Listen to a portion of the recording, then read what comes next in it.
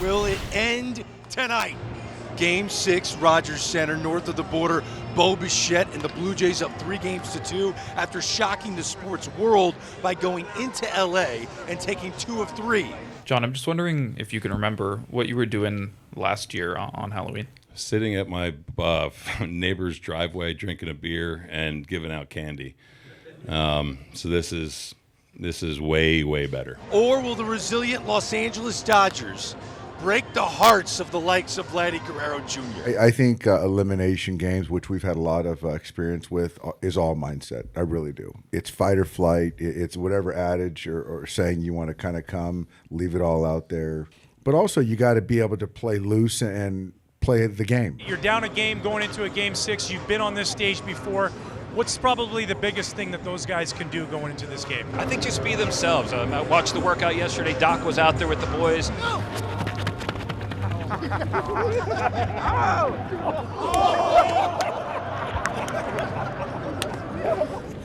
I was supposed to start even and goes first to third. This is what we needed. Certainly, tension, trying too hard doesn't translate into success at the bat. We just need to go out there and compete. Well, the Dodgers are in their 23rd World Series. This is the 8th time that they enter Game 6 down 3-2. They're trying to win Game 6 from that position for the first time to force a 7th decisive game tomorrow night. And John, it was overshadowed by how good Yamamoto was in Game 2, but Kevin Gausman, he retired 17 straight at one point in that game, pitched into the 7th inning for the first time in his postseason career. He was fantastic, and he came out of the chute throwing a lot of fastballs. I would expect that might be changed just a little bit. 4 consecutive splitters to start this game, and when you talk about do you go with what you got, do you change things up, he really only throws 2 pitches. 2-2, and he strikes out Ohtani to start Game 6. One away, Will Smith. There's he sticking with the splitter. Back-to-back Ks. 2 out in the first. Well, the best part about that pitch is he made the adjustment to the other side of the plate. The pitch in, that the slider that goes, the splitter that goes down and in, he fouls it, right? Gets out in front. Now you need to show him something on the other side, and he did. And look how far he missed it. After the 15 strikeouts in Game 5, 2 of them to start Game 6. He got him! Kevin Gausman skips off the hill. He just punched out the side in the top of the first. The Dodgers, the defending champion, on the brink of elimination. But think about this. If I told you you could pick any pitcher in all of baseball to start a game like this with your season on the line, who are you picking? I'm going with the hottest pitcher in Yamamoto, and he has been unbelievable in the postseason. Drilled in the knee in the championship series, came back from that, walks off of the field in Game 3. You're thinking there's no chance to see this guy again this year. Springer's back in there for Game 6. Reaches out, rolls it to short, and Mookie Betts. 1 away. 1 out, nobody on. No score in the first. Left-handed hitting Nathan Lucas. Lucas punches one to third that gets under Muncie's glove. And the gap between these teams defensively gets through Customs from LA to Toronto.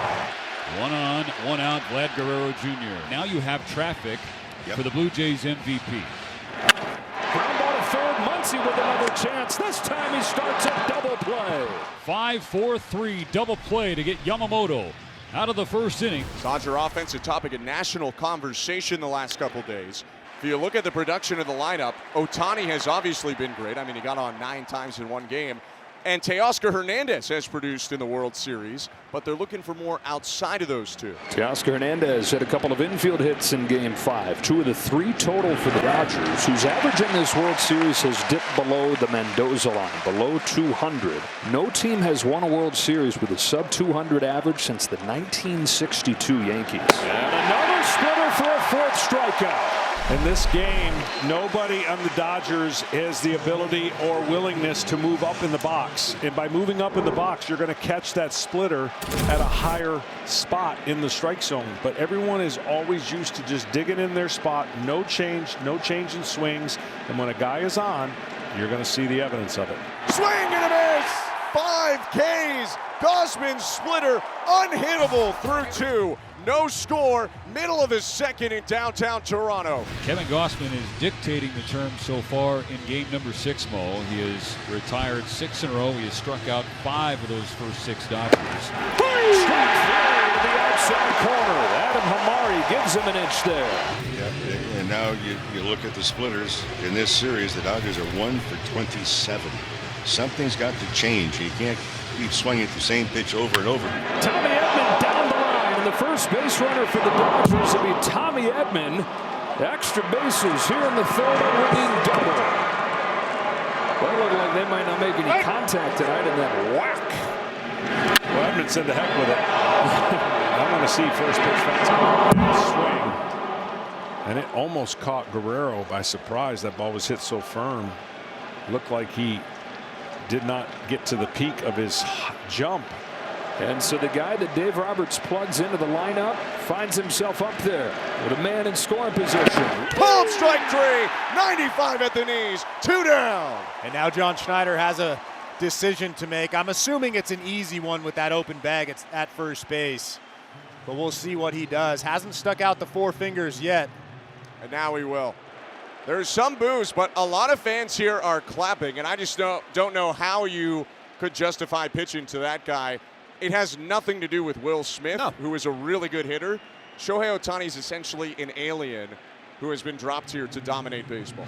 So first and second, and it's up to Will Smith. I'm going to keep betting on Mookie hitting behind Shohei, and if they keep giving him opportunities, I know he's going to come through. And then with Will and Mookie, I just felt that that's just, I wanted to give these guys a different look. I think Will, to be quite frank, is swinging the bat better. Dodgers do not have a hit with a runner in scoring position since the 5th inning of Game 3. Is it Smith? Hooked down the left field line towards the corner. It is a fair ball. Will Smith delivers a 2-out double. Tommy Edman in to score, and the Dodgers are on the board first in Game 6. In an opening statement made from the Dodgers in Game 6. They stayed back on a breaking ball. So if you look at this lineup, a lot of changes, including Will Smith moving to number 2 spot, hitting behind Ohtani. That was fair, Mo, by maybe a couple of feet. Bounced just in front of the wall, right of the foul line. Enough to give the Dodgers the first run of the game. Takes ball 4 to load the bases. And how about this? Mookie Betts comes up with the bases loaded.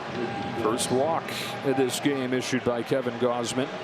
And Mookie Betts, we talk about it coming into the World Series. A lot of things are going to funnel to him with him hitting second. The way that they've handled Shohei Ohtani, well, in the cleanup spot, things are designed to funnel to you. They're 0 for their last 13 with the bases loaded, and Betts in the postseason has left 24 men on base. I've just been terrible. I wish it was from lack of effort. I really do, but it's not, so I don't have any answers. Dave Roberts said to him yesterday, hey, drop it all. Drop the baggage. Go be good for 1 game. Bases loaded, 2 gone, 3rd inning. Base hit left field. Ohtani's in to score. Here comes Will Smith. Throw to the plate's not in time. Betts breaks through, and so do the Dodgers. Oh, an exhale and the monkey off his back. The Dodgers lead Gausman and the Blue Jays 3-0. Well, you can credit also with the confidence that Dave Roberts had in watching Mookie Betts batting practice yesterday, talking to him. Where is he from a mental standpoint? Is he ready to accept that big battle being in the number 4 spot of the lineup? Well, the answer, yes to this point. And for the Dodgers here in the 3rd inning, this is a wonderful start. But, fellas, don't let your foot off the accelerator. I mean, that's 2 big runs for the Los Angeles Dodgers, like we talked about earlier with Yamamoto on the mound. It's going to be tough to come back and score 3 runs against him. He looks like he's pretty locked in this ballgame. And he got him. 8 Ks for Gausman, but the Dodgers strike for 3 in the 3rd. Here, John, is where, I mean, there's just no breaks in this lineup. You're down to 7, 8, and 9, and you're facing a guy who's hitting above 400 over his last 10 games. Down the left field line, he's got a fair ball. Ricochets off that angled sidewall into no man's land. Hernandez tries to pick it, but the bare hand doesn't. It's a leadoff double for Addison Barger. Actually, that was a great pitch and just a better job hitting after a slow curveball. He beats him with the fastball, but just inside the line. Fastball up, he goes with it, keeps his head down, takes a while to recognize where that ball is. And then this is an important run for the Blue Jays against a pitcher who doesn't give up many. They've got to claw their way back into the game.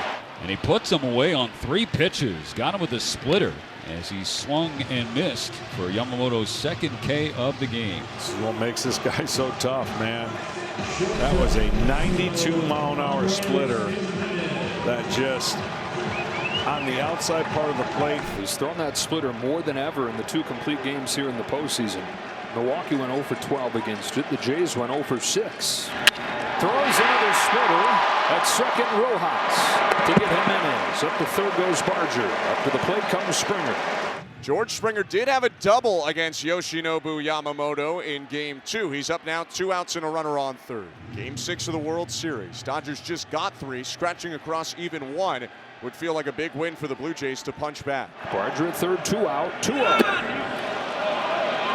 Checked, ball 3. And he can't afford to check swing. You see him right there, and watch this. He just right away grimaces. Yamamoto falling behind him 3-0. Who knows if he can swing his best. He shoots one to right center field. My goodness. George Springer gets the Jays on the board through biting pain. Barger will come in to score, and how about George Springer? All they needed is one swing, and that was a good one right there. Dan, you made a great point about momentum. They scored 3 in the top of the inning. Blue Jays answer with one of their own. That's a huge run for the Blue Jays, and a validation for Springer. Both teams breaking through here in the third. All right, guys. Alejandro Kirk leading off this 5th for the Blue Jays. When you're thinking about, okay, winning this game, they got to knock Yamamoto out of the game. And the only way to do that is get the pitch count up and obviously create some stress and force a decision by Dave Roberts. Long at bat here for Kirk. Again, he's one of the best at extending at bats, no matter who he's facing. Got him. Tied him up with that splitter for strike 3, but it took him 9 pitches. 1 gone in the 5th. Another fastball to strike him out. And yeah, the fastball looks like it's surprising Barger. The reason is he's only throwing it 20% of the time. He just pitched backwards right there, and it was perfect timing. 3-1, fastball on the corner, fastball on the corner, down. 6 pitches, and he can hit a flea with any one of them. Like a video game set on easy, the way he controls. Fastball grounded up the middle. Mookie Betts makes an error. Second of the game in the Dodgers. I don't think he would have. I don't think he would have thrown him out. As great as Mookie is, and it is a hit. Yeah, I don't think he could have thrown him out. Mookie's made every play so far. This one just catches his thumb. Well, not an error, but a play Betts tell you he would like to be able to make. And now fly to center field. Tommy Edmonds going back, and no worse for the wear. Teoscar Hernandez has had no chance against Kevin Gausman. Fires 2-2. Hernandez digs out a splitter, rolls it to short. Jimenez to first, and a 1-2-3-6. 10 in a row set down by Kevin Gausman. George Springer bounces the first pitch of the 6th inning to Mookie Betts, and 1 pitch, 1 out for Yamamoto. In his quest to get the Dodgers to Game 7. He would love to take down this entire game. And in this World Series, 14 1/3, 13 strikeouts, has not walked anybody. That's unbelievable. Lucas trying to coax the first walk out of him. Instead of fly to center field, routine for Tommy Edman, getting his first start of the postseason out there. 2 out, and up comes Vlad Jr. 0 for 2 in this game, but it's been one of the great postseasons that we have ever seen. Hook to left field on the run. Hernandez. Kiko Hernandez won't get there. Extra bases for Vlad Jr. 2-out double. What a month.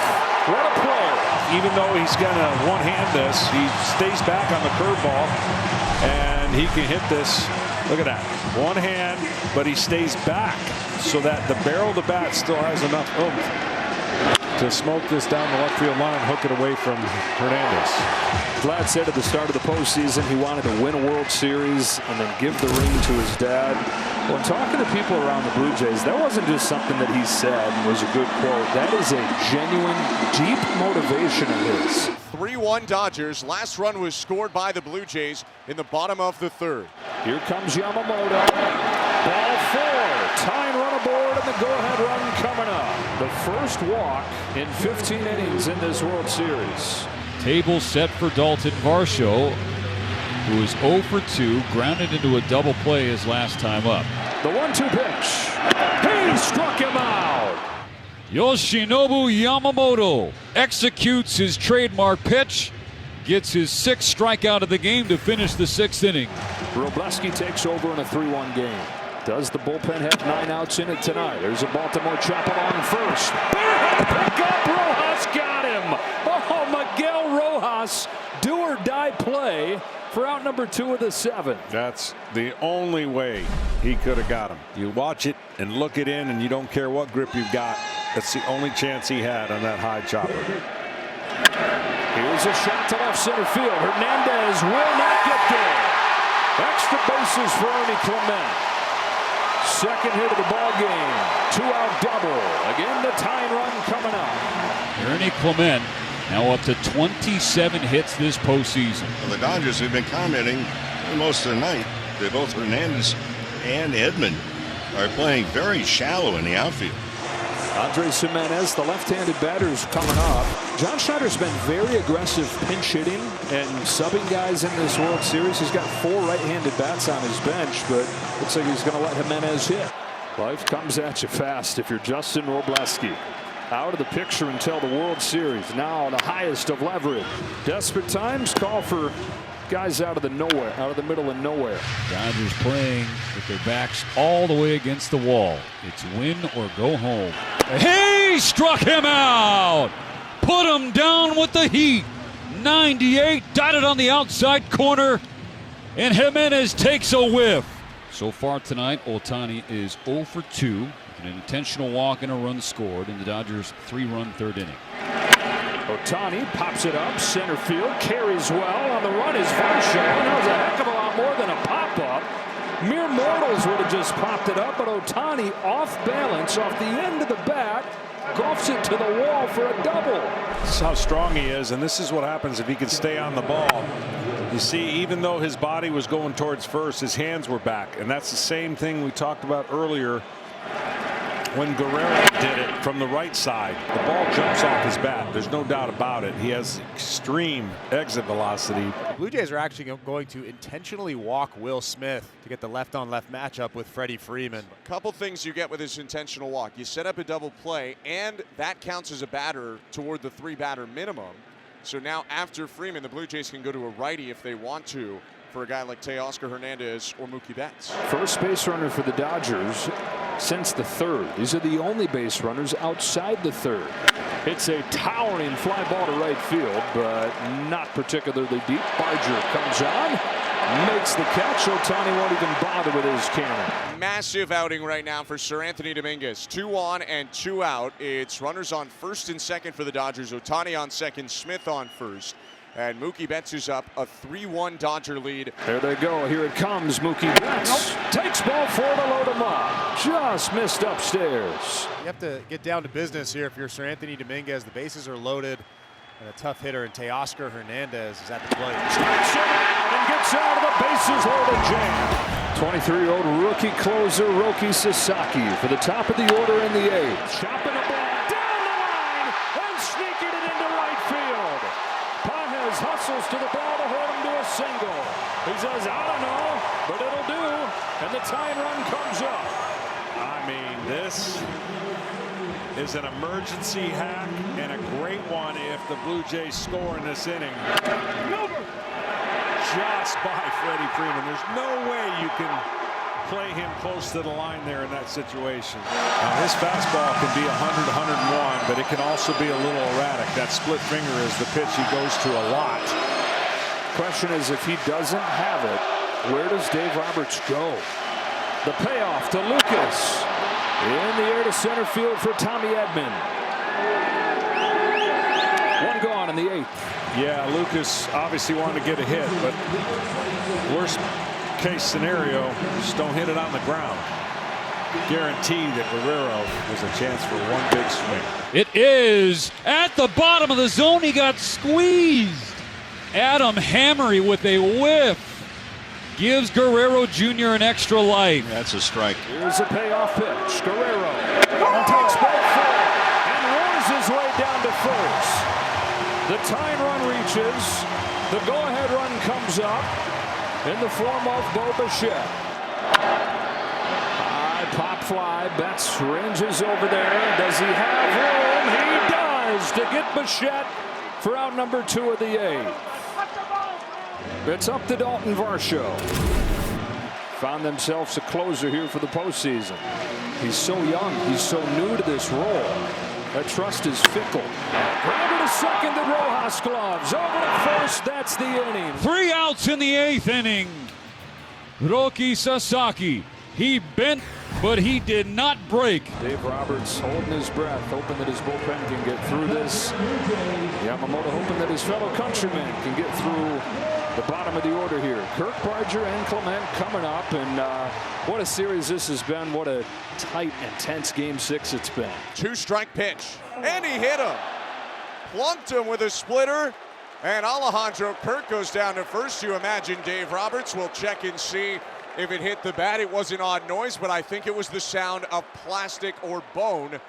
Splitter that gets away and catches him right on that side of his hand. And now Kirk's going to leave the game in favor of Miles Straw. And Kirk is not the tying run, obviously, but you still want a faster runner in there to maybe break up a double play or beat a force play at second, whatever the case may be. And now the batter will be Addison Barger with Straw at first. Barger's the tying run. This is the 46th game of these playoffs. There has not been a 9th inning comeback. Line to deep center field. Dean on the run. Justin Dean won't get there. It wedges in the bottom of the wall, and it's a dead ball. It's a dead ball. The umpire's hands are up, and the runners will head to second and third. It'll be second and third, nobody out. A little unfortunate for the Blue Jays that ball wedged right there. And heads up play by Justin Dean to throw his hands up, because as soon as he reaches in there to play it, they lose the right for that to be a dead ball.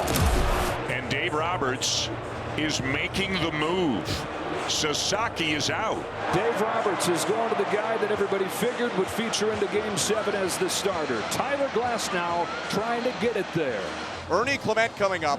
Barger is the tying run in this game, and Miles Straw is on third ahead of him. Ernie Clement is the World Series winning run against Tyler Glasnow, who comes in here to pitch in relief. First pitch swinging, little flare right side of the infield, right at Freddie Freeman. 1 pitch, 1 out for Glasnow. 1 gone in the 9th inning. The runners hold. It's always been a terrific first pitch hitter, and Glasnow makes a great pitch on him. Now the number 9 hitter, a left-handed hitter, Andreas Jimenez. George Springer is on deck. The Dodgers 2 outs from Game 7. The Blue Jays 1 swing from a World Championship. Jimenez floats one, left field. Hernandez makes the catch. Back to second. Game 7 tomorrow night. It's a game-ending double play. Kike Hernandez to Miguel Rojas. The Blue Jays will challenge to try and keep this alive. Jimenez flips it into left field. Hernandez charging. He makes the catch. The throw back to second. Here's the play. The tag. He's out. Kike Hernandez to Miguel Rojas. And the ball game is over. And that is how the game will come to an end. By the narrowest of margins, the Blue Jays had second and third and nobody out. Tomorrow's supposed starting pitcher, Tyler Glasnow, comes on. And just like that, he's out of it. And baseball moves to November. Unreal. What a game, what a series, what a season of baseball. The 2 best words in sports, folks. Game 7.